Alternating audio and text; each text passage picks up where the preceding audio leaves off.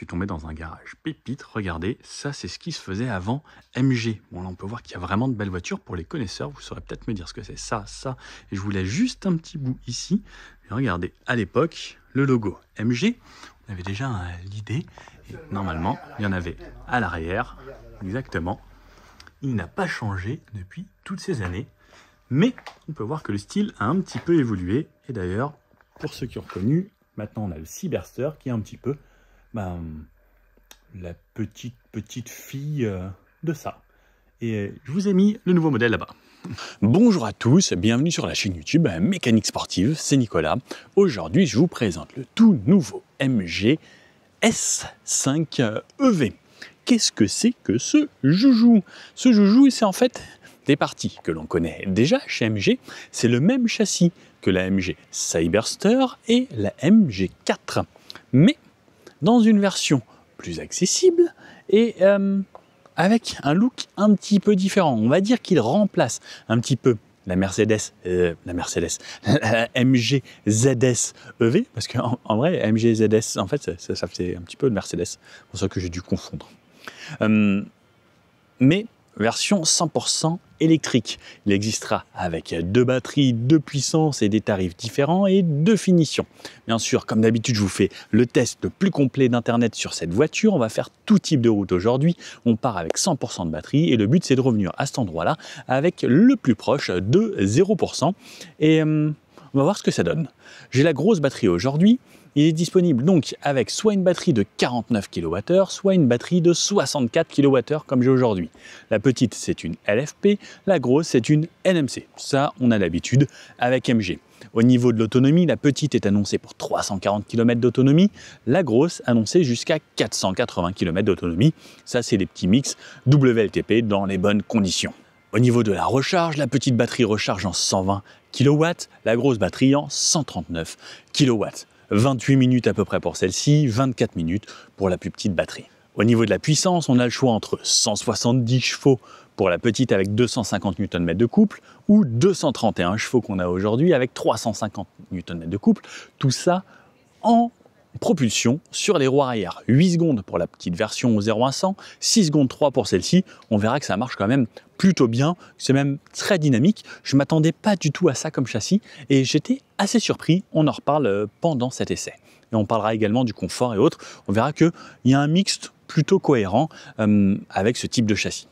Les vitesses maximum 170 km/h maximum pour la petite batterie, 190 km/h tout de même pour cette version. Ici, c'est la 3e génération de batterie, ça a été revu, les logiciels, les algorithmes, tout ça, pour que ce soit optimisé pour avoir la meilleure autonomie. Elle sera disponible en finition confort ou en finition luxury à partir de 32 490 € pour la première version petite batterie, version confort, et la version maximum, comme j'ai aujourd'hui ici, 38 500 € environ. Au niveau de la taille, c'est un joujou qui fait 4,48 m de long, 1,85 m de large ici sur 1,62 m de haut. Au niveau du poids, on est sur des poids qui sont relativement contenus, 1635 kg pour la petite batterie et 1730 kg environ pour cette version juste ici. Les voitures peuvent remorquer jusqu'à 750 kg dans les deux cas. Au niveau du diamètre de braquage, on est en 10,50 m et ils ont énormément retravaillé cette voiture sur le CX. On a un CX de 0,27 seulement, ce qui est plutôt bien pour un engin de cette taille. En 2025, il y aura 3 nouveaux lancements, donc cette S5 EV, il y aura également la S6 EV qui sera un format différent et également la nouvelle EHS hybride. Elle sera disponible en 6 couleurs, bleu, blanc, rouge, noir, blanc et des gris, ce qui fera normalement 6 couleurs avec différentes teintes de gris. Et qu'est-ce que vous en pensez, vous, comme ça, au premier abord? Ce look-là, il a des petits arts de Cupra. Je ne sais pas si vous aussi vous trouvez, mais un petit peu là, tout ça. Elle me plaît bien, moi, cette MG. Ils font des trucs quand même plutôt sympas ces derniers temps. On peut voir qu'on a des barres de toit là-haut qui supportent jusqu'à 75 kg. Ça, c'est plutôt pas mal. Pas de toit vitré pour l'Europe, malheureusement, mais je sais que dans d'autres pays, ça existe. À l'avant, je sais pas, j'ai même pas regardé s'il y avait un frunk ou pas. Bougez pas. Hop, je tire 2 fois. Ça me permet d'accéder à ça et normalement, il n'y a pas de sécurité supplémentaire. Ah non, malheureusement, pas de frunk. En fait, il n'y a rien ici. Mais par contre, on peut voir qu'il y a une très belle barre anti-rapprochement. C'est pour ça aussi également on doit sentir cette rigidité, cette solidité et ce dynamisme. C'est rare les voitures de nos jours qui ne sont pas sportives avec des barres anti-rapprochement. Allez, pleine face avant, on peut voir qu'elle a quand même un look assez agressif. Là, on a ce nez qui vient tomber jusqu'à là, alors qui s'arrête droit et ensuite quelque chose de très vertical. Le gros logo MG posé ici, encore façon chromée, quelque chose de très aéro, comme je vous disais. Et pareil, on le voit ici. Et surtout, ce qui m'impressionne, là, c'est vraiment ce grand rideau d'air ici. On peut vraiment passer sa main dedans. Les feux qui sont signature de jour sur la partie haute ici, avec ces 3 traits. Et ce qui est assez marrant, c'est qu'ils ont fait un haut, un bas, un haut.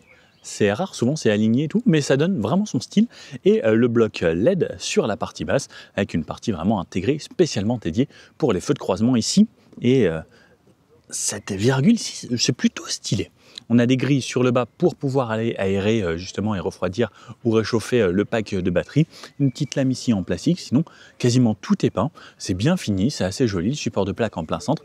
Et vous pouvez voir sur cette version Luxury, on peut noter une caméra à l'avant, comme sur les côtés au niveau des rétroviseurs, et vous verrez à l'intérieur, il y a un truc plutôt sympa, c'est que quand on recule, on peut même voir ce qu'il y a en dessous de la voiture grâce à la caméra arrière qui va enregistrer un petit peu toute la zone, et ça c'est plutôt sympa. À l'avant, on retrouve ça. Je ne sais pas si ça vous rappelle quelque chose, mais Mini, BMW, ils font ça en ce moment-là, avec cette partie très verticale séparée ici. Ouais, pourquoi pas. Et je vous avoue que je préfère presque là que chez Mini et BMW. Qu'est-ce que vous en pensez, vous ? Sur le côté, voici à quoi elle ressemble. Donc elle ressemble, comme d'habitude, un petit peu à un SUV, puisque c'est vraiment à la mode, les SUV, même si MG faisait à l'époque la MG5, là, une sorte de break. Ça se fait rare, ce genre d'auto. Donc les barres ici, avec cette façon alu mat, on garde quand même un petit peu de chrome. Bon, les voitures chinoises, ils aiment bien encore le chrome, même si chez nous, en Europe, ça disparaît de plus en plus. Mais sur le bas, en noir, c'est plus joli, vitre arrière surteinté sur ces versions. Bref, ça c'est devenu quasiment presque standard sur quasiment toutes les voitures. Des poignées de type frigo, avec quand même le petit bouton, puisqu'on a le keyless, on peut rentrer juste en appuyant ici. Quelque chose de très simple sur le côté et partie sur le bas en latéral en plastique avec les arches de roue en plastique pour toujours donner ce côté un petit peu SUV qui donne le côté aventurier aux voitures. On a des jantes en 18 pouces ici, ce qui permet d'avoir des pneus quand même avec un petit peu de flanc pour garder un petit peu de confort et d'amorti, des freins à disque à l'avant et à l'arrière. Et comme je disais, c'est une voiture typée propulsion, donc le moteur se situe à l'arrière et c'est le même moteur que la MG4 X-Power ou le Cyberster, mais qui était revu à 231 chevaux. Un petit coup de 3 quarts arrière parce que vous savez que j'aime bien les 3 quarts arrière, ça nous permet de bien voir les formes ici par exemple du béquet, là ici de ces parties arrière qui sont élargies, qui viennent étendre tout ça pour venir faire ressortir un petit peu ces arches de roue. C'est plutôt joli, les formes sont design. On a cette partie qu'on retrouvait déjà un petit peu sur la MG4 où on a l'impression que ce bandeau, il y a quelque chose de posé sur le dessus. Là ça se coupe quand même assez net et c'est pareil, c'est très vertical. La vitre arrière qui est remontée assez droite, ce qui permet d'avoir normalement de la place.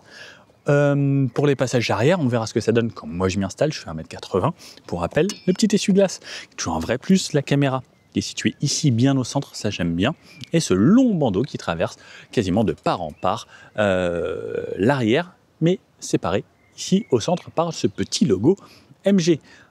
MG ZS5 EV ici pour nous rappeler ce qu'on a acheté, quasiment tout est peint jusqu'à cette partie en bas où vraiment toute la partie la plus inférieure du véhicule est-elle en plastique. On a les capteurs de recul ici avec même, on verrait sur l'écran, la distance et la proximité en centimètres qui est indiqué à combien de centimètres vous êtes vraiment de l'obstacle qui se situe à l'arrière. Bref, quelque chose d'assez simple mais efficace et qui colle bien. Ce grand bandeau, moi j'aime bien. Qu'est-ce que vous en pensez, vous, des longs bandeaux maintenant? C'est quand même devenu la mode ça par contre. Au niveau du coffre à l'arrière ici, donc il s'ouvre déjà de façon électrique, ça c'est plutôt cool.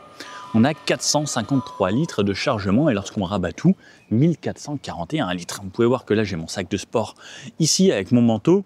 On a des bacs sur les côtés, on peut mettre par exemple là un petit parapluie, il est très joli. Oh, il y a même MG, la classe.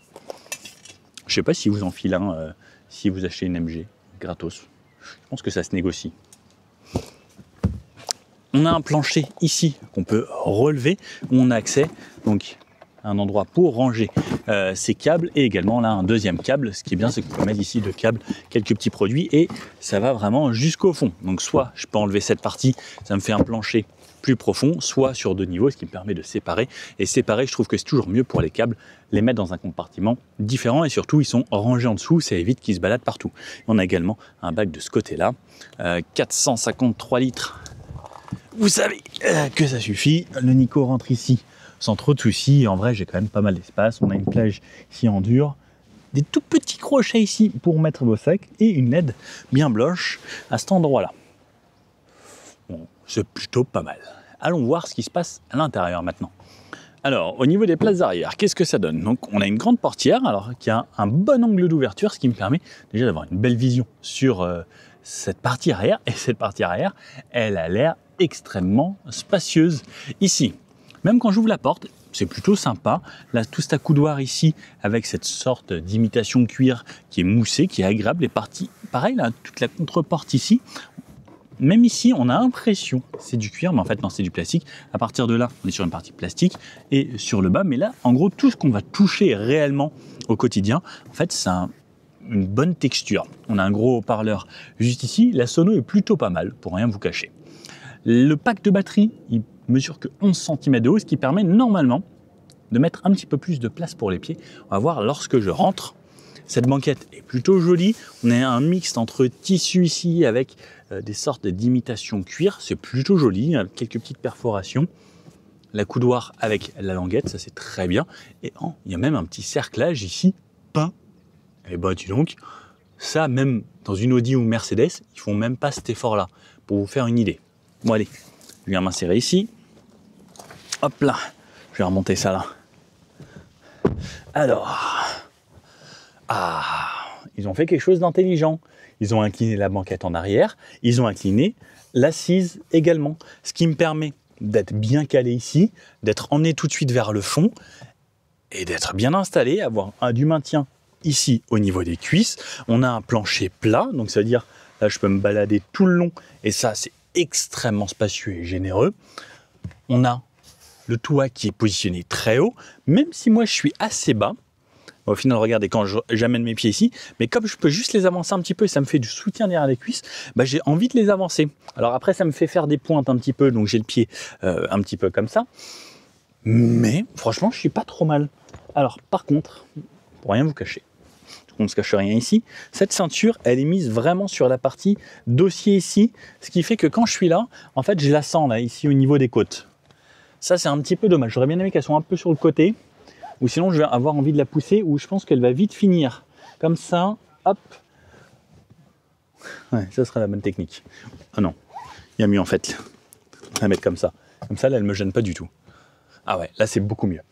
Parce que sinon, elle vous gêne un petit peu ici. Donc, le mieux, ce sera de la laisser attacher de cette façon. Mais l'espace est gigantesque ici. Regardez, au niveau de la tête, il me reste encore une dizaine de centimètres au-dessus de la tête.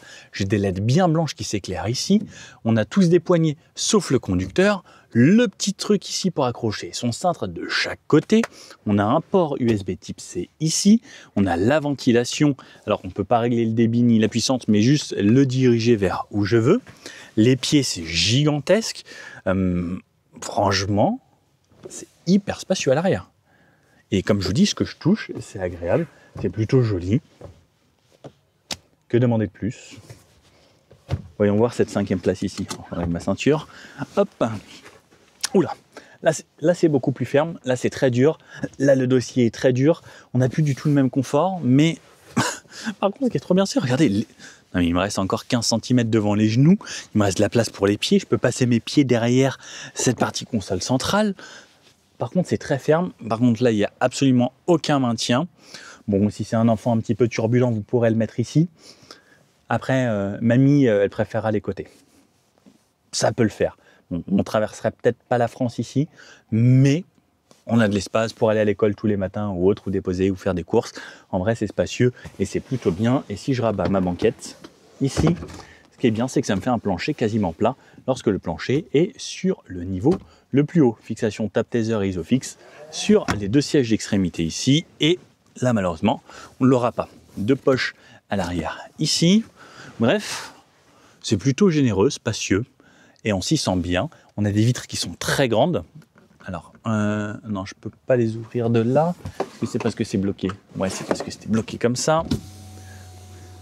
Vitre à impulsion en plus, et qui s'ouvre quasiment jusqu'en bas. Il manquait pas grand-chose, mais cette partie ici est bien. Et j'ai une petite partie avant qui touche un peu la vitre.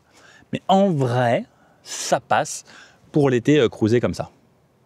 Là, par exemple, il y a un petit vent là qui passe à travers l'habitacle. J'avoue que ça me fait du bien. Bon allez, venez, je vous fais découvrir l'avant. Il n'a pas d'impulsion pour remonter par contre. Allez, comme d'hab, avant de vous présenter l'intérieur, je vous fais un petit tour de l'extérieur, comme ça, en mouvement réel, en live. Non, elle a quand même du style, hein. Elle a un truc à elle quand même. J'aime bien, et ces feux là, ce côté assez agressif, aéro, il y a un petit truc. Et j'ai l'impression qu'il y a un mix quand même de pas mal de marques là sur cet avant, entre ça, ça. Mais ça lui va bien. Le côté, lui, qui revient à un truc un petit peu plus basique. Alors c'est vrai que les côtés, c'est quand même souvent moins travaillé, mais simple, efficace. Les petites lignes là tendues juste ici, et celle-là qui part de l'avant, là, qu'on voit bien ici, là. Bref, je trouve de la simplicité, mais ça va bien. Et l'arrière également, qui est aussi pas mal travaillé avec ses feux. On peut le voir. Et donc ce bandeau lumineux là qui vient jusqu'à l'arrière et se bat. Hop, et le demi-tour. Et on va aller découvrir l'avant. Et voilà à quoi ça ressemble. Alors l'avant, par contre l'avantage là c'est que même la partie haute est moussée ici, c'est très agréable. Et regardez, hein, et c'est une mousse hein, qui s'enfonce bien, c'est très agréable. Ensuite ça aussi c'est en imitation cuir, ça aussi, ça aussi, ça aussi. Et ensuite on a juste du plastique sur ça là qui se referme. Et le bac de porte, est quand même très spacieux, on peut y mettre des grandes bouteilles d'1,5 litre. Ça c'est une bonne chose. Ensuite les commandes de fenêtre ici plus pour ne pas que les enfants l'ouvrent à l'arrière. Et petit détail, c'est ça qui ressemble à une imitation carbone. Alors bien sûr, c'est pas du vrai carbone, mais ça a le petit effet avec le verrouillage ici du véhicule, plus la petite poignée. Ensuite, au niveau du tapis et des pédales, double pédale, un gros repose-pied sur le côté ici, comme assez vertical. On retrouve les commandes de rétroviseur ici et la hauteur des feux. Et on tire 2 fois ici pour aller ouvrir le capot avant. On a les petits tapis assez simple, hein, MG-S5 EV, avec le petit verrouillage ici manuel pour faire en sorte que les tapis ne bougent pas. Alors, pour rien vous cacher, ouais, ils sont bien verrouillés quoi. Les sièges électriques, donc on peut le voir, donc dossier et assise, et les sièges à l'avant ressemblent à l'arrière, donc avec la même texture, toujours les petits trucs, la MG ici. Ça c'est très original, je vous avoue que je l'ai vu à la caméra. Je ne l'avais pas vu en vrai. Et en fait, ça ressemble encore plus à la caméra. Et toujours ce mix de tissu, imitation, cuir. Très sympa. Seul petit reproche, je dirais, c'est que cette appuie-tête est un petit peu ferme. Grand rangement ici, sous la console centrale. Donc on peut le voir là, c'est quand même vraiment spacieux. On peut mettre pas mal de choses. Et ensuite, lorsque je vais me rendre à l'intérieur ici, ce que je vais faire, c'est tout de suite me remettre un petit peu de clim parce qu'il fait chaud. Et me reculer pour vous donner vraiment le maximum de visibilité sur cet intérieur. Alors désolé pour le truc qui scintille là-bas, est-ce qu'il va s'arrêter ou pas? Non, bougez pas, je change la fréquence d'image. Hop, et voilà. Donc comme ça, parce qu'en vrai, on ne le voit pas du tout, hein, c'est juste avec les caméras que ça fait ça.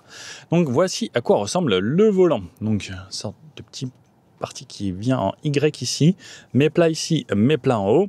Des sortes de petites perforations ici au niveau du cuir, là-haut c'est lisse, il est plutôt agréable, je l'ai eu déjà 2 heures en main, c'est plutôt agréable, ça on connaît chez MG, les touches qu'on a sur les côtés, on connaît également de ce côté-là les aides à la conduite, remettre la vitesse plus vite, moins vite, activer les aides à la conduite, soit le régulateur adaptatif, soit la conduite de niveau 2 ici.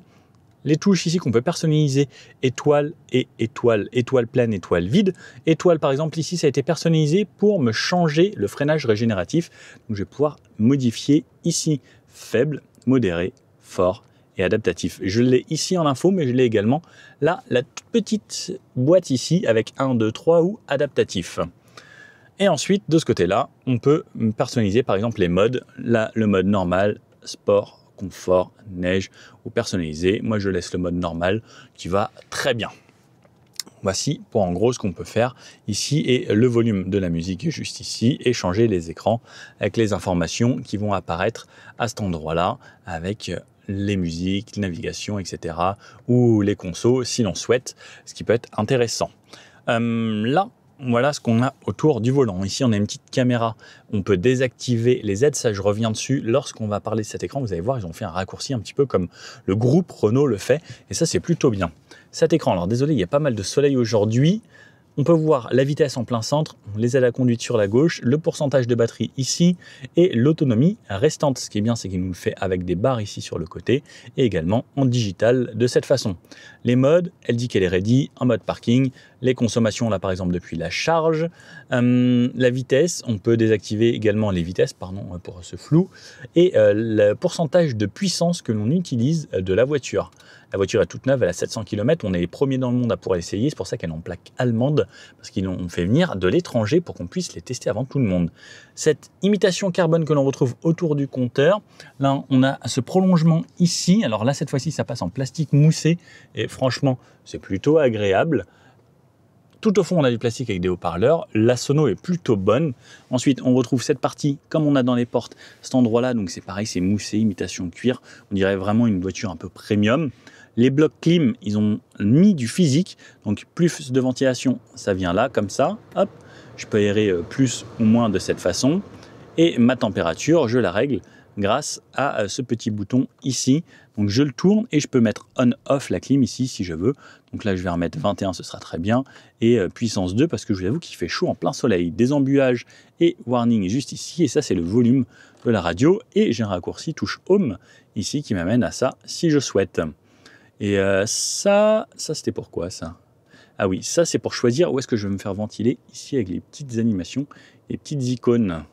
Voilà, moi j'aime bien des embuages et les pieds. Les aérateurs, on retrouve des aérateurs ici également. Double porte-gobelet, ils ont mis des bonbons. Et tout à l'heure, j'ai mangé des petits écoliers. La clé ressemble à ça. Donc toujours la petite clé MG. Hop, voilà.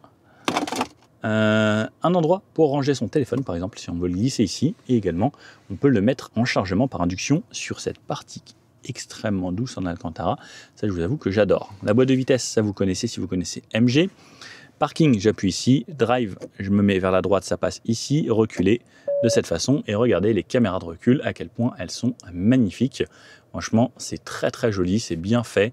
On a un bel écran, des caméras haute définition. Comparé à beaucoup de marques, c'est vraiment pas mal. Et hop, je me remets en parking, ça revient ici. Le frein de stationnement ici. Comme je vous disais, le grand bac de rangement sur le bas et un accoudoir avec un énorme rangement également avec les deux ports USB-C qui se situent juste là. Là, je vous ai montré tout ça. Là, on continue l'imitation carbone qui va jusqu'au bout. Franchement, c'est très joli hein, sur cette version Luxury. Et la boîte à gants, hop, on appuie ici et on a une boîte à gants quand même assez spacieuse qui est plutôt pas mal. Les sièges, ça, je vous ai montré. Sur le haut, on a ça, un rétroviseur ici et sans bord qui est plutôt joli. Avec par contre, à vous de faire le switch jour-nuit. Il faut bien faire quelques petites économies. Sur le haut, les lumières avec des LED bien blanches. Hop, on peut tout allumer ici ou juste le côté. Et la touche SOS qui se trouve juste là. Hop, là, voilà à quoi ressemble le petit miroir. Alors par contre, vous avez vu, pas d'éclairage. Et ça, c'est le QR code. C'est sûrement, si vous voulez toutes les infos sur la voiture, vous flashez ce QR code et vous aurez tout. Comme ça, je ne voudrais rien cacher. Les rétroviseurs sont assez grands. Ils ont un format assez original. On a quand même l'amortisseur d'angle mort là-bas. Petit désembuyage pour les vitres. Bref, c'est plutôt pas mal. Ce qu'on va faire maintenant, c'est on va partir de l'aéroport de Nice pour arriver jusqu'ici dans une première partie de vidéo. Et ensuite, en repartant d'ici, mon but, c'est d'épuiser les 80% de batterie en roulant et voir ce que ça donne et vous donner les consos réels en faisant de l'autoroute, en allant vraiment plus loin. Il est 14 h, et ben je repars et c'est parti pour essayer de vous faire l'essai le plus complet d'internet sur cette voiture. Vous savez, à chaque fois je me donne du mal, je fais vraiment le maximum pour vous, donc si vous voulez bien juste le petit pouce bleu comme ça, vous abonner et mettre un commentaire, c'est vraiment parfait, ça me permet de continuer à faire ça parce que je vous avoue que c'est pas facile tous les jours et voilà, merci à tous ceux qui le font, tous ceux qui s'abonnent, tous ceux qui laissent des commentaires, tous ceux qui sont sont abonnés et souscrivent le petit abonnement à la chaîne qui commence à 99 centimes par mois. Merci à ceux qui font des dons sur la chaîne. Vous êtes quelques-uns de temps en temps et ça me fait énormément plaisir. Et puis voilà. Bon, je vous refais des bisous. Et c'est parti. Maintenant, je continue. C'est parti pour le départ, donc, avec cette nouvelle MG. 100% de batterie, 439 km affichés, bien sûr, climatisation activée. Et donc là, c'est parti, je pars. Donc, drive, hop, niveau de régénération limité qui m'a affiché parce que, comme on est à 100% de batterie, la régénération, on ne peut pas recharger une batterie pleine. Donc là, je pars. Bien sûr, c'est une voiture 100% électrique. C'est plutôt agréable. Je ferme bien les fenêtres ici. Donc là, on est en intérieur, dans un parking. En même temps, je voulais vous montrer un petit peu l'intérieur de nuit, donc pas d'éclairage d'ambiance et autres. Oh, la suspension. Ah, c'est pas déconnant pour ce genre de gros dodan de parking. J'adore ce parking à Nice, c'est le parking VIP. Il y a des Aston Martin, des Bentley partout et tout. C'est incroyable. Là, on est un petit peu dans le côté opposé avec MG qui propose des voitures quand même vraiment accessibles. Même la MG4, quand elle est arrivée, c'était incroyablement accessible pour une voiture électrique comparée aux autres. Et surtout, maintenant, avec les tarifs qu'il y a, eh ben, je trouve ça top et j'aime bien qu'une marque comme ça propose des tarifs où le plus grand public peut y accéder justement. Alors, en même temps, je voulais vous faire un petit peu de manœuvre et autres. Waouh, un G Landaulet, ça vaut très cher. J'adore ce parking ici. Franchement, à chaque fois, ça fait rêver. La direction est agréable, elle est bien assistée. C'est pas trop non plus assisté. On a quand même un petit ressenti tout de même. C'est toujours très silencieux. Je passe un peu plus vite là-dessus. Ouais, ça sautille un petit peu, mais bon, ça va. J'entends le bruit, par contre, vous savez, le bruit électrique. Oh, il y a plein de voitures de collection. Je ne sais pas si vous les voyez là. Oh, Porsche 358. Oh, ça, j'ai même jamais vu ça. Petite Corvette C3. Petit Triumph. Oh, incroyable. Il doit y avoir un rallye qui passe par là. Magnifique. Magnifique. Oh, j'adore. 458, tout ça. Waouh, une MG GT. Waouh, mais il y a quoi comme rallye qui passe par ici? Oh, mais il y a l'air d'y avoir des trucs sous bâche là-bas. Skyline GTR bien tuné. Oh, la GT3 RS en yellow comme ça. Attendez, je sais pas si vous voyez tout, mais là. Oh là là là là là là. C'est magnifique. J'arrive ici et on va sortir. Le côté hyper agréable de l'électrique, c'est ça. Ça fait pas de bruit, c'est hyper discret. Au quotidien, c'est du régal. L'avantage également, c'est pareil, même en côte. Je n'ai pas réglé mon rétroviseur là. Regardez, je m'arrête en côte. Ça repart tout seul. C'est vraiment facile. L'électrique, ça a vraiment ce côté simplicité, facile. Et ça, je trouve que c'est un vrai plus. En fait, n'importe qui n'a jamais conduit ce genre de voiture, ou même vous venez d'avoir le permis, vous dites j'ai pas de vitesse à passer, j'ai rien à réfléchir, juste accélérer, freiner. En plus, on peut avoir maintenant même le one pedal que je peux activer dans les menus. Moi, je l'ai pas fait pour le moment pour tester ma pédale de frein, puisque c'est un freinage by wire, ce qu'ils appellent. Donc ça veut dire qu'en gros, ma pédale est connectée à un capteur et le capteur envoie un autre capteur avec un piston, justement de quoi freiner sur les freins. Restez à droite, vers Nice. Ensuite, prenez le rond-point. Oui, d'accord. Alors ça par contre, il faut juste que je désactive le son, désactiver le mode sourdine. Alerte uniquement. Hop, allez, c'est parti. Bon, il y a toujours des petites erreurs de traduction parce que c'est désactiver le mode sourdine. Et en fait, je pense que là, c'était plutôt, on l'a activé. Mince, je crois que je me suis trompé. C'était pas là qu'il fallait aller. Est-ce que ça passe par là aussi ou pas? Ouais, je pense. Ah non, mais il y a vraiment un rallye parce que une 280 SL Tulpen Rallye. Magnifique. Qu'est-ce que c'est beau. C'est Pagode, ça, si je ne dis pas de bêtises. Donc, la pédale de frein, quand je freine, elle est quand même assez répondante. Et avec un petit peu de vitesse, on apprend à la doser. En fait, il faut y aller vraiment gentiment. Et elle va s'adapter en fait à la conduite. Et ça, c'est plutôt pas mal. On a plusieurs modes. Donc le mode sport, le mode confort, le mode snow, etc. Là, j'ai mis le mode normal, qui normalement est le bon mode optimisé. ce qu'il faut savoir, c'est que, alors bougez pas, je vais bien tout remettre à 0. Appuyez longuement pour initialiser. Bah, c'était remis à 0 déjà, mais elle a 644 km, la voiture est toute neuve, on est les premiers dans le monde à l'essayer. C'est assez intéressant. On va voir ce qu'on va faire comme consommation, et moi ce que je voulais voir, c'est hop, depuis le démarrage, alors depuis la dernière charge. Voilà, je remets tout à 0 ici, et comme ça c'est plutôt intéressant. Ce qui est bien, c'est que j'ai toutes mes infos, pression de pneus, etc. Ne bougez pas, le total cumulé aussi, je remets tout à 0, comme ça au moins, si même on recharge ou autre, eh bien, ce sera plus intéressant d'avoir les vraies données. Et là, on sort tout juste de l'aéroport, ça sera pas mal. Pour la ville, top.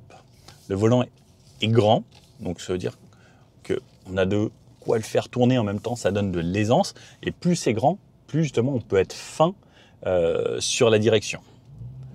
Ça part, ça sent bon l'essence. Là, et hop, c'est parti. Hop. Oh oui, ça accélère pas mal. Hop. Allez, hop, ici, on s'insère là. Nickel. L'avantage aussi, c'est d'avoir beaucoup de répondants sur les voitures électriques. Ça, c'est un vrai plus, c'est instantané. Ça permet de s'insérer beaucoup plus facilement. Ça permet également d'avoir cette sensation de sécurité. Et si j'ai besoin de m'extirper de quelque chose, bah, ce sera quand même beaucoup plus facile. Ils ont retravaillé sur cette batterie, sur l'autonomie en même temps, avec justement les températures, etc. Ça, c'est logiciel et ça permet justement d'augmenter l'autonomie. Là, je suis déjà à 50 km/h. Donc, hop, moi, ce que j'aime bien faire, c'est me mettre mon régulateur adaptatif ici. 50 km/h, c'est très silencieux, franchement. On entend franchement légèrement ce qui se passe à l'extérieur. On est sur un goudron relativement propre ici. C'est assez agréable. Il y a le régulateur adaptatif. Donc là, par exemple, il ralentit automatiquement avec ce qu'il y a devant. Et si je ne dis pas de bêtises, là, je n'ai pas activé le volant automatique. Et là, c'est bon. Je suis resté appuyé sur le petit volant, ce qui me permet d'activer ma conduite de niveau 2. Et ça, là, par exemple, on sort de l'aéroport de Nice, bouchon. Je ne suis pas stressé, c'est pas grave. Elle me dit tenir le volant. Ah, c'est sympa. C'est pas agressif comme certains sons qui vous disent de tenir le volant. Ah, le toum toum toum. J'ai bien aimé. C'est pas mal. Donc là, je suis en régène automatique également. On peut avoir plusieurs types de régène. Donc soit le niveau 1, le niveau 2, le niveau 3. Donc faible, modéré, fort ou adaptatif. Le adaptatif va bien au final puisqu'il suit un petit peu ce qui se passe devant comme un régulateur adaptatif. Et ça, c'est plutôt bien. On voit qu'il y a de plus en plus d'efforts qui sont faits. L'avantage, c'est que maintenant aussi, ils ont mis une personnalisation pour désactiver les bips de limitation de vitesse, de panneaux. On peut tout désactiver et personnaliser dans le menu, comme je vous disais. Et ça reste un vrai plus à chaque fois qu'on redémarre la voiture. Là, je suis parti normalement pour 1h50, 75 km, donc il est censé y avoir de la ville, de l'autoroute, un petit peu de tout. Et ensuite, je vais essayer de faire le maximum de kilomètres pour vous faire une vraie idée de la consommation de cette voiture, en sachant qu'on a aujourd'hui la grosse batterie en luxury. Et franchement, on est bien. Tout ce qu'on touche est agréable. Le petit Alcantara ici, c'est bien. La coudoir est bien placée, il est long. Ça, c'est hyper rare qu'ils viennent autant en avant. Là, elle me disait, appuie sur la pédale d'accélérateur, belle M5 Touring, pour pouvoir repartir. Donc, je touche la pédale d'accélérateur, elle se relance, elle suit bien les lignes. Franchement, ça fonctionne très bien jusqu'à là. Hâte de voir sur autoroute et autres ce que ça va donner. 70, pas de bruit du vent, les bruits de roulement sont relativement bien contenus. C'est agréable. C'est plutôt confort. La suspension a l'air confort. Hop, je vais dérouler là-dessus. Non, c'est plutôt bien. On entend par contre un poil ce qui se passe à l'extérieur. Pourtant, on a des vitres simples, mais plutôt épaisses. Après, n'oublions pas, c'est pas un véhicule de luxe, mais je trouve que c'est vraiment bien. Dans tous les cas, on peut se mettre un petit peu de musique, ça fait la différence. Allez, j'augmente, on va aller se mettre à 90. Ça monte de 5 en 5 si je reste appuyé vers le haut. Là, je suis à 90, vous avez vu, c'est aller facilement à 90 sans me brusquer, mais ça y va très facilement. On va se remettre Droite. Elle s'adapte vraiment à ce qui se passe devant. Alors lui, je ne sais pas pourquoi il ralentit. On va se remettre là, on va doubler. Ah ouais, on a l'avertisseur d'angle mort également. Il est assez discret. Par contre, faut bien penser à le regarder. 90, là on a un goudron qui est quand même plus abrasif et qui fait plus de bruit. Pour rien vous cacher, on a plus de bruit qui vient de l'arrière que de l'avant. Les bruits de roulement de l'avant sont bien contenus. On a une petite résonance à l'arrière, mais c'est pas vraiment dérangeant. On change un peu de goudron, on l'entend déjà moins tout de suite et c'est pas du goudron tout neuf qui est hyper insonorisé. Allez, là je peux tester la régénération. Donc niveau 1, il n'y a pas grand chose. Niveau 2, ça ralentit pas mal. Niveau 3, on a quand même encore plus de régène. Hop, ici, télépéage. Hop, on va passer là.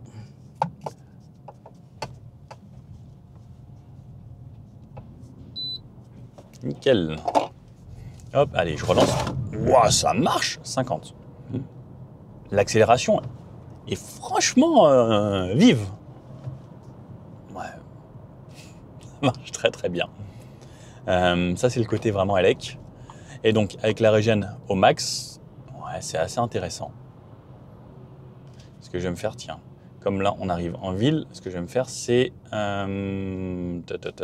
conduite à une seule pédale. Je vais l'activer. Donc, conduite à une seule pédale, one pédale, ça va vraiment jusqu'à l'arrêt. Donc, j'accélère, je relâche, la voiture va jusqu'à l'arrêt. Et sur la fin, elle lisse pour ne pas que ce soit trop agressif. Et je retourne donc sur mon GPS juste ici. Tiens, Dodan, petit Dodan ici. Ouais, très léger là. C'est pas inconfortable. Et par contre, ce qui est top, c'est que j'ai l'impression que cette voiture va être assez dynamique parce que même quand je fais ça, elle prend pas de roulis. On sent qu'on a un petit appui léger sur le début pour le côté confort, mais on sent qu'elle va pas s'écraser. Et ça, c'est plutôt bien. Et même au niveau de la suspension, c'est confort, mais on sent une certaine fermeté. Moi, ça me dérange pas, ça me va bien comme ça. Et comme les sièges sont confort, bah, en vrai, ça passe plutôt bien. Et le one pedal, par contre, la régénération, quand on lâche, c'est comme si on appliquait une force vraiment sur la pédale de frein, légère, mais qui ralentit bien la voiture. Et clairement, par exemple, là, il y a le feu qui est rouge là-bas.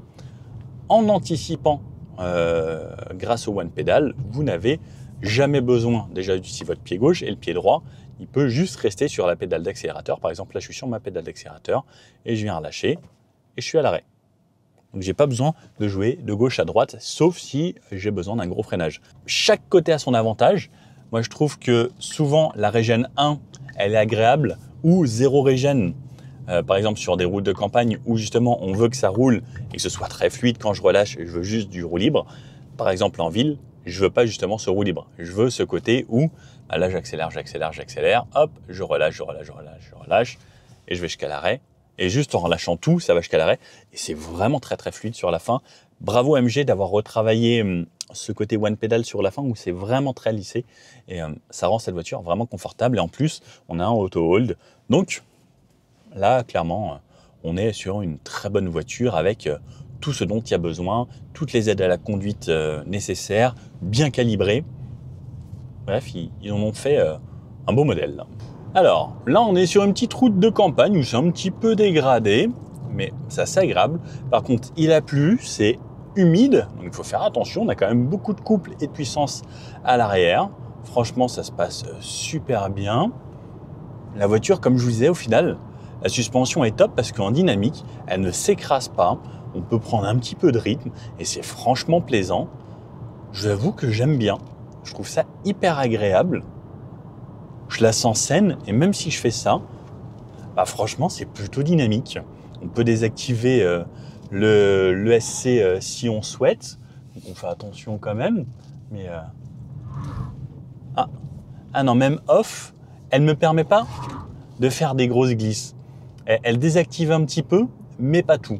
Je voulais me le mettre off pour me dire, tiens, j'ai une propulsion, on peut faire quelques glissades, mais au final, on ne peut pas vraiment, parce qu'elle vous rattrape quand même. Ouh. Ah non, quoique en fait, c'est très bizarre. Et je voulais justement essayer, j'avais un collègue qui me suivait, et je voulais lui parler justement de l'ESP. Eh bien, tu vois, je voulais essayer l'ESP, et ben, il te rattrape tout le temps, et là, il m'a déconnecté, je ne sais pas pourquoi. Pourtant, je l'avais mis off, mais il me laissait activer, mais pas tout le temps. Et comme quoi, c'est pas si facile que ça, la glisse en électrique. Mais ça devait être rigolo. Bah écoute, moi je te vois, mais ok, Voilà, mais c'était assez sympa. C'était pour le test. On teste 100% des fonctionnalités. Marche arrière. Bon, effectivement, bien sûr, on fait attention. Il n'y a personne sur la route. Et donc, j'aimerais bien comprendre pourquoi. Voilà, là en fait, il veut pas me mettre off-off. Non, ça veut pas tout le temps. C'est assez bizarre. Bon, après, c'est bien gras. Il a bien plu il y a quelques minutes à mon avis. Mais sinon, très plaisant. Je pense que sur du sec, ça doit super bien tenir. Parce que même comme ça, les pneus, je trouve qu'ils ont plutôt une bonne accroche. Alors, depuis tout à l'heure, on fait que monter. Là, on est en haut du col de Vence. Donc, on a une consommation qui est quand même assez haute. Je n'ai pas forcé jusqu'à là. Mais non, même le train avant est franchement pas mal. Même sur le mouillé, je pense que je suis assez bluffé par cette voiture. Ils ont mis des bons pneus. Et non, ça tient relativement bien. Ça relance de façon très correcte. Et on ne s'attendrait pas à ça, en fait. On se dit, ouais, ça va être sympa, mais je ne m'attendais pas à ce que, en fait, elle soit plaisante à conduire, même de façon un petit peu dynamique. Et souvent, sur le mouillé, une électrique, c'est très lourd. Et là, je vous avoue que même sur un freinage quand même assez appuyé, et même là, en virage, je suis plutôt bluffé par cette auto. Et c'est assez agréable. Il y a très peu de bruit. Hein, et là, par contre, j'avoue, je ne sais pas si je suis déjà passé par ici, mais c'est magnifique en tout cas comme route. Je trouve ça hyper agréable. Peut-être m'arrêter, vous faire un petit plan de l'extérieur. Ça fera des petits plans d'intro, ça c'est plutôt joli. Et regardez, même là en y allant assez fort, c'est vraiment, la route est toute mouillée. Je suis assez surpris. Franchement, je ne m'attendais pas à ce que ça tienne si bien la route. Donc j'ose imaginer que sur le sec, ce soit vraiment top de chez top. Et même là, hein, regardez, ça referme quand même beaucoup. Ah, par contre, l'arrière, comme il y a beaucoup de couples, il a vite tendance à vous emmener, mais heureusement, l'ESP va rattraper assez facilement. Donc, lorsque c'est mouillé, même en mode normal, hein, je suis en mode normal, il faudra faire attention avec sa pédale d'accélérateur à ne pas appuyer trop fort pour pouvoir garder quand même juste une bonne traction. Mais les aides font bien leur boulot. Sur la montée, j'étais aux alentours de 30 kWh au 100. Là, je suis en train de redescendre depuis 2-3 km et ma moyenne baisse énormément déjà. J'en suis à 25,9. Et ce que j'aime bien, c'est comme je vous disais, c'est par rapport à la récupération d'énergie. Par exemple, là, je suis en montagne. Il y a une très très faible récupération. Là, je recharge 5% de la puissance. Et ça me permet d'utiliser par exemple le roue libre comme ça. Et ça, j'aime bien. Alors, on n'a pas de palette avec lesquelles jouer vraiment. On pourrait jouer si on veut également avec le one pedal. Mais je vous avoue que là, moi, j'aime bien par exemple être comme ça, en roue libre. Et le gros avantage d'une voiture électrique également, c'est qu'en montagne, vous n'allez pas faire chauffer les freins. Bah ouais, parce qu'au final, on fait que du freinage électrique quasiment tout le temps. Sauf si vous faites des gros freinages. Mais dans 95% des cas, on est sur du freinage élec. Donc, pas de surchauffe des freins, pas d'usure des freins. Et ça, en vrai, pour quelqu'un qui habite à la montagne, eh ben, c'est plutôt intelligent d'avoir une voiture électrique. 2 raisons pourquoi c'est intelligent d'avoir une voiture électrique à la montagne. Première, non, plein de raisons en vrai, je viens d'y penser. Première raison, vous les laissez charger. Il neige, hop, chauffage, désembuyage, tout ça, vous arrivez, la voiture est nickel. Il fait chaud dedans, il n'y a pas de neige dessus. Première bonne chose. Deuxième chose, vous n'avez pas besoin de faire chauffer le moteur. Troisième chose, il n'y a pas de boîte de vitesse. Ça, c'est plutôt cool. Autre chose bien, c'est qu'à chaque fois que vous descendez de la montagne, vous rechargez de l'électricité, donc vous créez de l'énergie. C'est plutôt cool. Vous n'utilisez pas vos freins, il n'y a pas de révision, pas de truc. En vrai, il y a plein d'intérêts. Autre gros avantage à la montagne, c'est qu'on a du couple instantané. Regardez, là, hop, je suis en montée. La voiture, elle tracte direct, elle pousse, elle propulse. Et ça, la montagne, c'est hyper important d'avoir de la puissance, du couple et de pouvoir monter facilement. Donc, en vrai, pour la montagne, je trouve ça hyper intelligent d'avoir une voiture électrique au final. Ouais, c'est pas con ça. Je sais pas s'il y a beaucoup de gens à la montagne qui ont des voitures électriques, mais gros avantage en fait à la montagne. Pour ne rien vous cacher, donc comme je vous disais, le châssis est franchement bien, c'est dynamique et autres. Par contre, je vous avoue que là, ça fait une petite demi-heure que je suis sur des routes de montagne ou c'est des petites routes de campagne où c'est pas mal bosselé. Et je vous avoue que j'aurais peut-être aimé un poil plus conforme parce que j'avoue que la voiture est, par moments, c'est quand même assez sautillant, on va dire, par rapport à moi dans la voiture. Par contre, je suis en train de traverser des météos totalement improbables. Là, il y avait un plein soleil. Là, je suis en plein milieu d'un brouillard. J'ai eu une tempête de pluie. La montagne, c'est quand même un autre monde. Mais je vous avoue que à 70-80, quand c'est des routes qui sautillent un petit peu, ben, on se fait un petit peu balloter dans cette voiture. Bon, je viens d'arriver. Là, il y a un parking pour notre repas. Le Camara 360, c'est nickel. Et également, je vois que lorsque je recule, petit à petit, hop, à un moment où ça va commencer à devenir rouge, il va m'indiquer en centimètres, 69 cm, 66 cm, hop, 55 cm, 45, hop, 43, 38. Ça, c'est plutôt cool. Et après, le bruit, est-ce que je peux désactiver le bruit? Ah, je ne peux pas quitter l'écran caméra de recul quand je suis en marche arrière également. Et le son, non, il n'y a rien pour désactiver le son. Ça, c'est un peu dommage. Parking. Voilà. Sinon, ça ne s'arrête pas. Et donc, niveau conso, 2h34 allumé, 76 km réalisés, 16,4 kWh au 100, ce qui est plutôt pas mal. Il me reste encore 344 km d'autonomie et 82%. Donc, 76 km, ça m'a fait consommer 18%, en sachant qu'il y avait de la montée au début, mais beaucoup de descente également. Mais on reste encore dans les hauteurs ici. À voir ce que ça va donner. J'ai hâte de tester l'autonomie. Et s'il reste vraiment 344, ben on va essayer de faire le maximum. Je vais prendre de l'autoroute également pour faire plus de roulants, en même temps du 90, du 110. Et on va essayer de faire au moins 100 km de 130, ce serait assez intéressant. Bon allez, à tout à l'heure, il est l'heure d'aller manger. Alors, vous me connaissez, on va repartir. Donc je vous ai fait la présentation, tout ça là. 1h28, je vais aller à Toulon. Il m'annonce qu'en arrivant à Toulon, j'aurai 48% de batterie.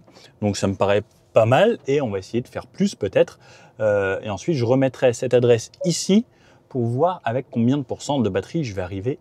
Là, j'ai pris une carte de recharge parce qu'on ne sait jamais, mais je vous reprends sur l'autoroute. Allez, insertion ici sur l'autoroute A8. Alors, lui, il se traîne vraiment depuis tout à l'heure. Hop! Wow! Oh, ça dépote. Alors, je ne veux pas faire de bêtises. Je crois que c'est 110 ici. Donc, ce que je vais faire, c'est mettre mon régulateur ici à 110 et on a quand même un gros bout 110 km/h. On n'avait pas fait de 110 jusqu'à là. Franchement, c'est plutôt pas mal insonorisé. On commence à avoir un petit peu de bruit du vent à 110 km/h par contre, bon, ce qui est tout à fait normal, hein. Mais ça reste plutôt bien. Hop, attendez, bougez pas, je vais redoubler parce que hop, ça se traîne un petit peu. Le gros avantage, c'est franchement la réaccélération, même à partir de 90 ou même à 110. C'est bluffant. Franchement, j'ai même l'impression d'avoir plus de 231 chevaux. Enfin, on dirait un truc qui fait 300 quasiment, quoi. C'est assez impressionnant, en fait, la reprise, le côté instantané à chaque fois de ces voitures électriques. Je vais m'arrêter tranquillement. Hop, on repose ça là. Vous êtes prêts? Let's go. Ouh, ça part bien. 30, 50, 60, 75, 80, 90 et 100. C'est rapide et efficace, hein. Franchement, c'est plus que largement suffisant. Ah, ça passe à 130 direct après ce péage. Ça, c'est cool. Allez, même le 100, 120, 130, même au-dessus de 100 km/h, eh ben, ça relance bien. Je vous avoue que je ne m'attendais pas à ce qu'il y ait autant de puissance, même à haute vitesse. Donc là, c'est parti, 130 km/h. Alors, à 130... on commence à avoir plus de bruit du vent là. Donc au niveau de la face avant du pare-brise. Mais ça reste franchement modéré. Les bruits de roulement, on les entend un petit peu plus, mais ça va. Franchement, c'est pas les bruits de roulement qui vont me déranger. C'est un vieux goudron ici. Et les bruits du vent, ça reste clairement correct. Je me mets un petit peu de musique, genre là. Cette année, Corona vous rafraîchit avec Corona Extra. Notre bière blonde très... Et en vrai, j'oublie assez vite le bruit du vent. Et même s'il y a quelqu'un à côté de moi, je vais pouvoir parler sans forcément avoir à trop hausser la voix en étant à 130 km/h. L'avantage, c'est qu'il n'y a pas de moteur, il n'y a pas de moteur thermique, donc comme c'est électrique, ça ne fait pas de bruit de moteur, c'est juste un petit peu de bruit du vent. Et clairement, bah, c'est pas mauvais. Alors, ce qui est dommage, c'est qu'on n'a pas la consommation en instantané. J'aurais bien aimé l'avoir. Pour vous faire une idée, là, on est à 117 km et j'ai une moyenne à 16,7 kWh au 100. On va voir maintenant ce que ça donne. Là, j'ai minimum 30 km de 130, d'après ce qu'il me dit. On va voir quelle sera la consommation une fois que je serai sorti de l'autoroute. La moyenne a augmenté à 20 kWh au 100 km. Donc comme quoi, sur autoroute, ça consomme quand même vraiment beaucoup plus. Je viens de quitter l'autoroute, j'en suis à 206 km réalisés avec cette voiture. Donc un petit peu plus, une centaine de kilomètres, exclusivement sur autoroute à 130. Allez, on va dire, je pense, une centaine de kilomètres à 130. Il y avait eu un bout aussi à 110. Et là, je vais repasser par des petites routes et je ne vais plus dépasser 110 km/h parce que là, j'ai un petit détour à faire et en espérant ne pas avoir à recharger pour retourner jusqu'à là où je suis censé dormir ce soir. Si ça vous intéresse, n'hésitez pas à me dire. Il faudrait que je prenne la voiture beaucoup plus longtemps en main pour vous faire une vidéo détaillée des écrans de cette MG. Si ça vous tente, vous me le dites. Je crois que je vous l'avais déjà fait pour la MG4 par exemple. Ça vous avait bien plu. Est-ce que ça vous intéresserait pour donc, cette nouvelle S5 dans les commentaires si ça vous tente. Donc là, je continue. J'ai 22 km à faire. Il me reste 36%, soit 113 km. Mais je pense que ça va remonter là puisque j'ai arrêté de faire de l'autoroute. Donc forcément, ça consomme moins. Et là, il y a moins de routes de montagne aussi que tout à l'heure. Comme vous avez pu le voir, le petit bout de vidéo, je suis allé voir mon ami Tanguy, donc le créateur de Vroom Vroom ici. Il m'a fait trop plaisir parce que regardez, il m'a fait un truc, pour ceux qui connaissent la chaîne, sur mesure, spécial avec la Caterham. Il est pas trop beau. Je vous jure, j'essaye de travailler dur pour un jour l'avoir celle-là. Mais en gros, ils font des bracelets, des bijoux, tout ça. Franchement, je compte sur vous pour aller voir leur site. Regardez, il a été trop sympa. J'adore ce mec. C'est une vraie famille de passionnés. Regardez, ils font des trucs avec la petite moque. Elle est trop belle. Ça, regardez, le petit t-shirt, les as du volant. Comme le Sans-Borne, ils font des petits polos, mais genre super classe avec juste le petit volant. Celui-là, le increvable. Bref, j'adore, mais celui-là, je crois que ça va être mon t-shirt préféré, avec le petit mécanique sportif qui m'a mis sur le côté.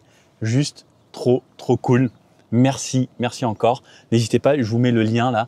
Vroom Vroom, vous pouvez y aller, il y a le lien dans la description. Franchement, c'est un mec adorable, un vrai passionné de voiture. Il fait du circuit, il fait profiter tout le monde. Franchement, voilà, juste merci Tanguy. Bon, on retourne cette fois-ci à 1h01 d'ici, 80 km. Il me dit... Est-ce que je vais ajouter des arrêts-charge? Moi, je ne vais pas le faire. Donc, je vous disais, il n'y avait pas vraiment de planificateur, mais on peut ajouter des arrêts-charge. Et il me dit que j'arriverai avec 9% d'autonomie. Je trouve que s'il me reste 9-10%, ça me paraît cohérent sur l'utilisation de cette voiture parce qu'on ne va jamais vraiment jusqu'à 0% de batterie. Donc, même si j'arrive à 9-10, moi, je trouve que ça me va. Bon, étant quelqu'un de très joueur, j'ai décidé de faire demi-tour et reprendre l'autoroute en roulant en 90. Donc, depuis tout à l'heure, j'ai fait à peu près 80 km en roulant à 110 km/h. Là, j'ai dit, je repars de l'autre côté en étant à 90. Il me dit que je vais arriver avec 4% d'autonomie. On croise les doigts, normalement, ça devrait le faire. 4%, je suis presque large, quoi, on va dire. À 12%, il m'a dit coucou, ce serait peut-être bien de recharger. Je suis là, moi je me dis ouais, c'est pas vraiment la peine quoi. Alors, il me reste 5%. Petit point intéressant, par exemple, là je suis à 70 et 90. Mes pieds planchers, il n'y a plus du tout les 231 chevaux là. Là, on est plus Dacia Spring. Alors, ça monte hein, quand même. Hop, et voilà. Ah, non, 87, 88, 89, 90. Ah, ça y est. Là, elle me dit recharger. Elle m'a indiqué point de non-retour de charge parce qu'il n'y a plus de bornes aux alentours. Donc, elle m'a dit là, si tu ne recharges pas en suivant l'itinéraire, c'est foutu. Tu ne peux plus recharger. Il n'y a plus de bornes aux alentours. Et donc là, cette fois-ci, 5%. Donc, je suis passé vraiment en mode éco, en mode dégradé. Mais je peux quand même rouler à 90. Alors, elle met plus de temps pour y aller. Vous allez avoir de la puissance comme si vous aviez une petite voiture. Mais elle y va quand même. Bon. Après 6h50 passées à bord de cette voiture, aujourd'hui, moyenne à 49 km/h, 339 km,8 réalisés, clim active à 21 degrés toute la journée. Il y a eu du chauffage parce qu'il faisait très froid ce matin, dans la pluie, le brouillard, dans les montagnes à 1000 mètres d'altitude. On est arrivé à l'aéroport de Nice, niveau de la mer, on est monté à 1000 mètres, on est redescendu, on a refait ça, Donc on a fait du dénivelé. 339,8 km à une moyenne de 17,6 kWh au 100 km. Il me reste 4%. Donc, avec un mixte comme ça, on va dire que là, on parle clairement hein, de vrai mixte utilisation quotidienne. D'ailleurs, je peux baisser un petit peu ça le chauffage. Là, il n'y en a plus besoin. Je vais laisser un quand même. 339 km, c'est réalisable. On a fait vraiment tout type, hein, de la montée, de la descente, de la grosse montée, un petit peu dynamique, etc. Donc, 49 km/h, c'est à peu près la moyenne que les gens font, même souvent. Je ne sais pas si vous regardez, si vous faites de la ville, il y a même des fois, on est aux alentours de 30-35 km/h. Hein, pour les gens qui sont, par exemple, en Ile-de-France, ça roule pas très vite, une moyenne. Et moins on va vite, moins ça consomme. J'aurais pas fait le bout d'autoroute à 130, les 100 km à 130. Je pense qu'on tenait bien plus de 360 à mon avis kilomètres. Parce que ce qu'il faut savoir, c'est que la consommation est exponentielle. Par exemple, entre 100, 110, 110, 130. Ça fait vraiment ça. Et à 130, ça consomme énormément. Donc, plutôt bien. Batterie de 64 kWh brut. Donc, on est un petit peu en dessous de 60 en net. Voilà, en ayant fait vraiment un mixte. Et là, j'aurais pu me mettre à charger en étant à 4%. Là, c'est le top parce qu'on peut charger d'électrons à fond pour recharger jusqu'à 80%. Donc, en gros, en une petite demi-heure, j'aurais remonté à 80% et j'aurais pu redescendre jusqu'à 4. Et comme je dis, l'avantage, c'est que par exemple, si vous connaissez vraiment votre voiture, vous pouvez lui faire confiance. On peut aller jusqu'à 1. Mais comme on a pu le voir, c'est que là, on entoure de 5%, on perdait quand même beaucoup de puissance, etc. sur autoroute. On va faire attention de ne pas jouer forcément. Mais au pire, on peut se mettre quand même à 90 derrière un camion régulateur. Tout. Bref, qu'est-ce qu'on en pense de cette voiture? C'est une bonne voiture, c'est joli. Je suis allé voir des copains, ils m'ont dit ils adorent le design, ils trouvent ça joli. Pour eux, ils avaient des MG des anciennes, ils étaient OK avec le fait que voilà, ils faisaient des voitures électriques, hybrides, etc. Pourquoi pas, on garde le même logo comme on a pu le voir sur l'ancienne. L'intérieur est soigné, dans les sièges étaient plutôt bien, le volant est agréable, les aides à conduite ça fonctionne bien, même s'il y a 2-3 petits trucs perfectibles qui viendront sûrement avec les mises à jour, puisque ben voilà, ça vaut pas du Mercedes, mais ça vaut pas le même prix qu'une Mercedes. Les sièges sont bien, sont confortables. La musique est plutôt bonne. Franchement, j'ai écouté de la musique tout le long où je filme pas. L'espace à l'arrière est énorme. Le coffre est plutôt généreux. Bref, c'est une bonne voiture pour ce prix-là. MG, ils sont quand même assez imbattables niveau rapport prix-prestation. Et en vrai, châssis, c'est top. Peut-être un petit peu ferme dans certaines conditions vraiment particulières. Mais par exemple, pour l'autoroute, les routes nickel, la ville, il y avait juste sur les petites routes de montagne où c'était un petit peu bosselé. Ou je gigotais un peu dans la voiture, à part ça, sinon suspension plutôt confort et à la fois top niveau dynamisme. Bref, c'est pas mal, hein. C'est vraiment pas mal. Qu'est-ce que vous en pensez? N'hésitez pas à me le dire dans les commentaires.